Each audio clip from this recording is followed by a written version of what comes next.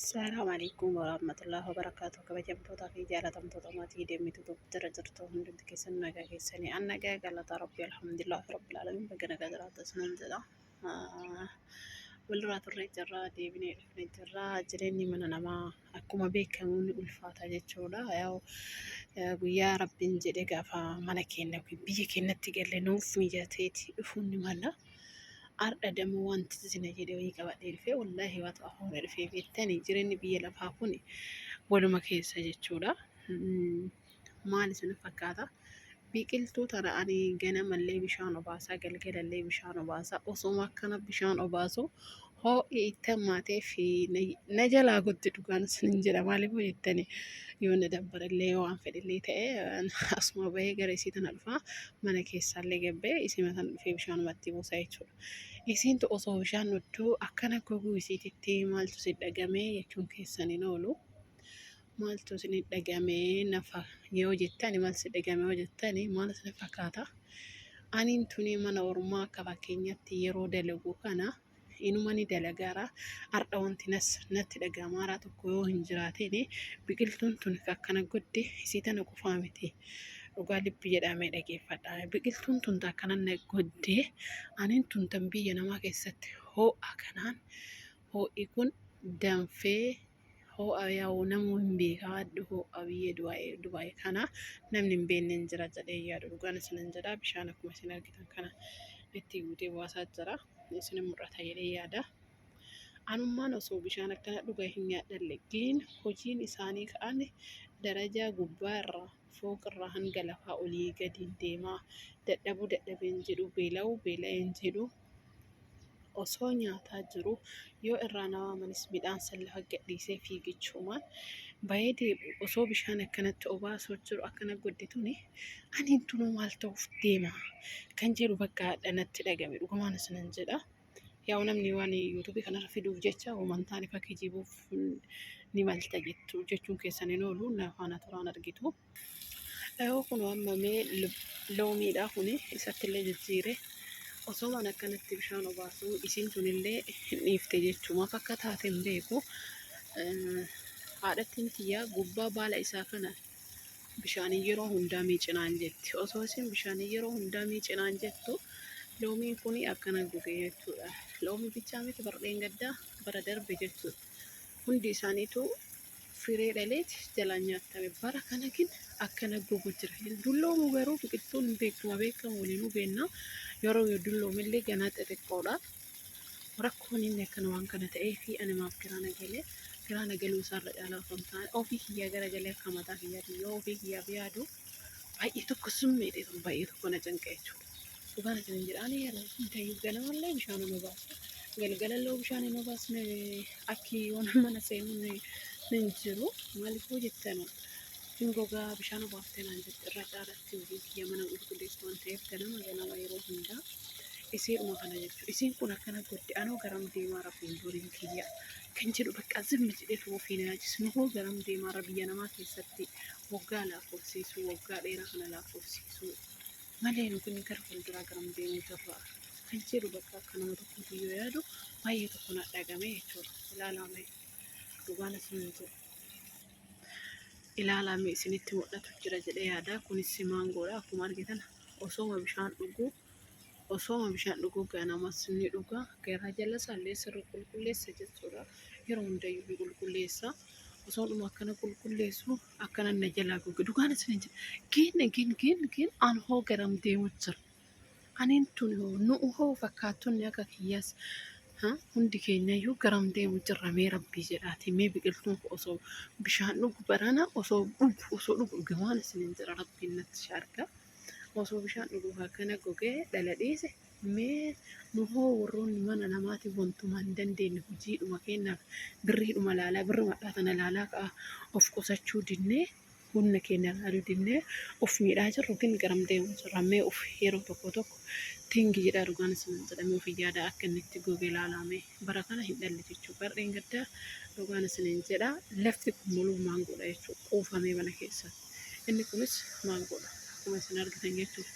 Kun faati ka fireen tokko hanga firii shanii xixiqqaa maangootii qoxxaramudha jechuudha. Dhugaan isin jedha bara kanatti immoo maal ta'e irraa caccabseerallee hin gogee hin dhiisee bakka dhabu. Maaliif akka ta'e yookiin aniin tunoo yeroo kushiinaa nama keessatti waggaa hagamii qoxxarsiisa haaru maaltu narra ga'uuf deemaa jira. Hin jiru bakka akka nama tokkotti dhufii yaade dhugaan isin jedha nalaame. Biqaa hin goge baalli isaa hundi isaa hin goggogee bulee magariisa ture sirriitti dur. Inni kun garuu akkana ta'e aniin tunoo kushiinaa nama keessatti maal ta'uuf deema kan jedhu bakka nan dhagahame jechuudha waan isin jedha.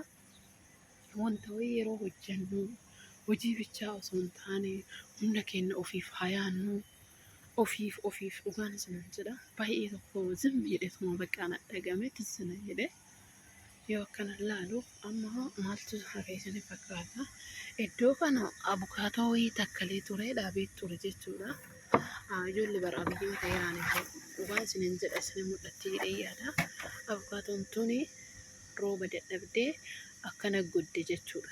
Nooyin tuni gaafa fayyaa hin qabaatin garam deemu jirra isiin tun jalaa dhidhiitattee kaafteeti ol deebi'u jirti jechuudha. Isinitti argama jedhee yaada isii tana jechuudha. Isiin tun jalaa dhidhiitattee deebi'u jirti. Maaliif akkam akka ta'e hin beeku isiin kun akkana gogu jiru. Yookiin yeroo mana nama keessatti waan qabnu humna keenya uma jiraatu hin daakne fuuqarraa hanga gubbaa akkasitti deemnu maaltu nurra jiraatu akka deemu isii kana bichatu dhugaa giraana galees hin jedha. Yeroo tokko barii ijoolleen badanii diida hojjetanii dalagaa dhabanii ciisan jenneeti birri dhabuu isaaniiti itti qaanfannaa itti yaanna malee. Waan isin jedha fayyaa ofii qabaachuun waan guddoo dabarte.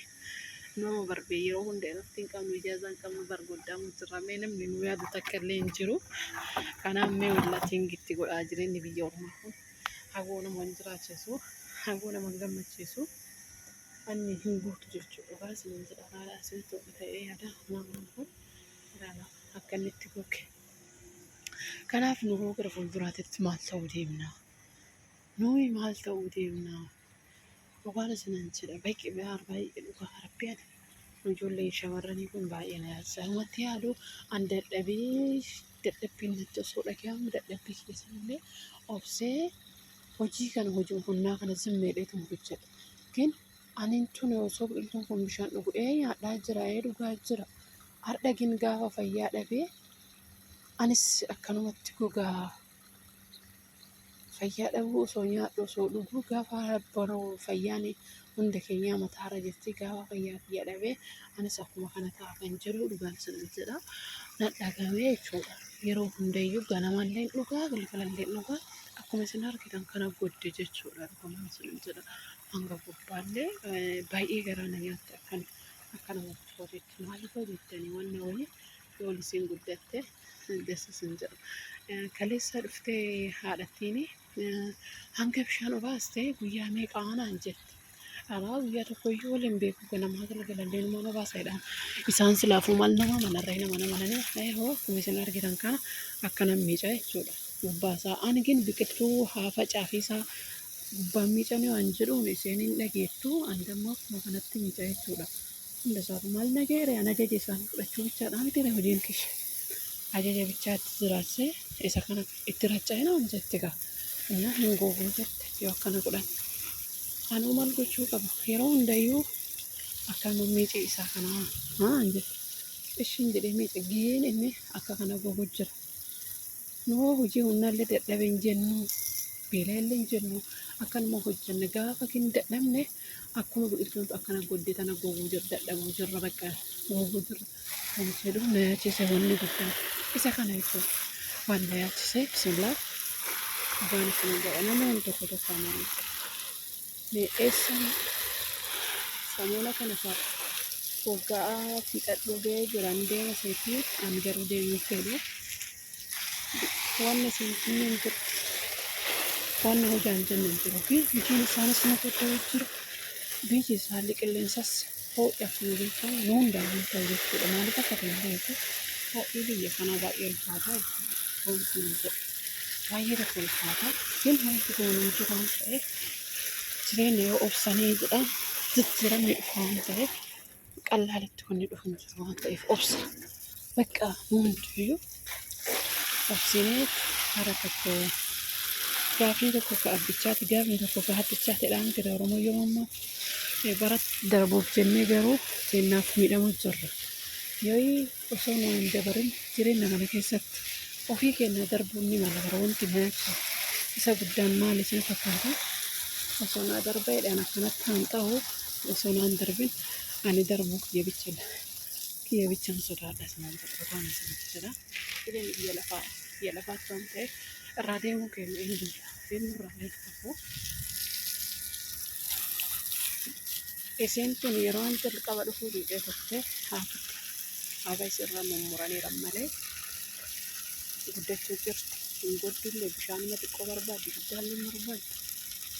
Kun dhugaan isin jedha itti ayyaannumee jireenya biyya namaa kana keessatti hawama argine hojjenne ofii yaaduu keenya dhiifne bakka hojii warraa bichaa hojjennu kana haati yaadnu ofii zorri jedha of laala dhugaan isin jedhame.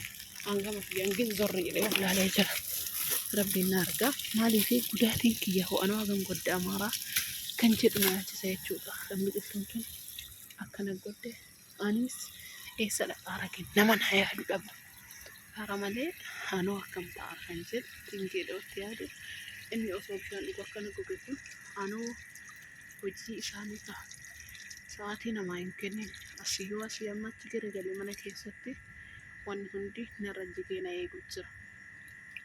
Nyaatan dalaga qursin dalaga uffata namni hunda kana keessayyuu yaa waliin hojii kana bakka hunda waliin ga'uuf jennee itti cannaqamne yaa rabbi afna kushiinaa keessa fi duuba achi as garagalta achirraallee osoo ati waa qursii takka hin godhatin si waaman jechuu nyaadhaarra hin jiran jettu yeessi jettee mutaalti tuma biraa baata nyaata nyaatu sana nyaadhaa jira jettee garuu ittiin himta yoo nyaataa jiraate os argan kalaas kan isa barbaadeen jedhanii eegin namni nu yaadu hin jiru. Namni nu yaadu hin jiru.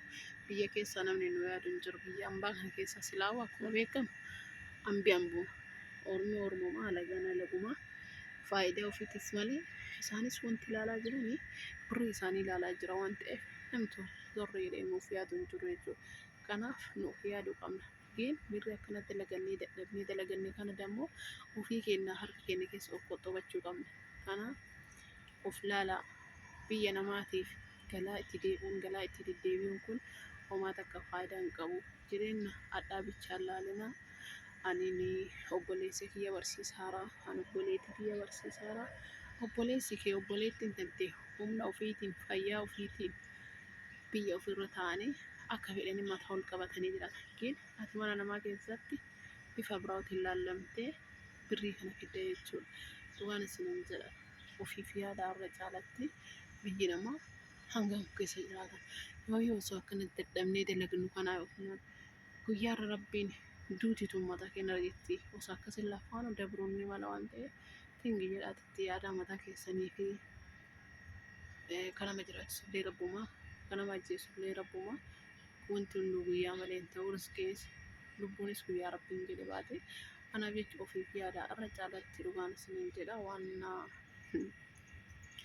baay'isni of yaaduu qabna. An dhugaan isin jedha biqiltuu akkana osoo bishaan obaasuu goddituun irraa bakka waa baay'ee na barsiiste. Maaliif hojjette osoo akkana bishaan dhugduu goddituun aniin tunuu akkam ta'uu jira bakka kan jiru bichaadha kan na yaachise dhugaan isin jedha. Biqiltuu hunduu goddee maangoota na qofa ta'e ol jedhee achisin mul'isa. Isii tana tokkotti goge bishaan an obaasullee isin na galatoomfate jechuudha. Dhugaan isin jedha isii qofatu na galatoomfate kuuwwan dammoo akka nama bakka dhadhaa daaraa irra dibanii sanii ta'ee isin jedha. Kanaaf ofii keessaniif ofii yaadaa ofii garagalaatee of yaadadhaa of hin dagatinaa fayyaa keessanillee waa humnaa dubartiidha waan ta'aniif dubartiin biyya Oromoo waa humnaallee hojii waan dadhabe hin danda'u jedhaati dhiisaa isiniin jedha dhugaan isiniin jedha. Nagaan nuuf tura hanga yeroo biraa walitti deebinuuf yoo isinitti tole laayik gochuun nu jajjabeessaa nu faana baasinan jedha akka isinitti tolus abdiin qaba inshaallah. Baay. Wassalaama.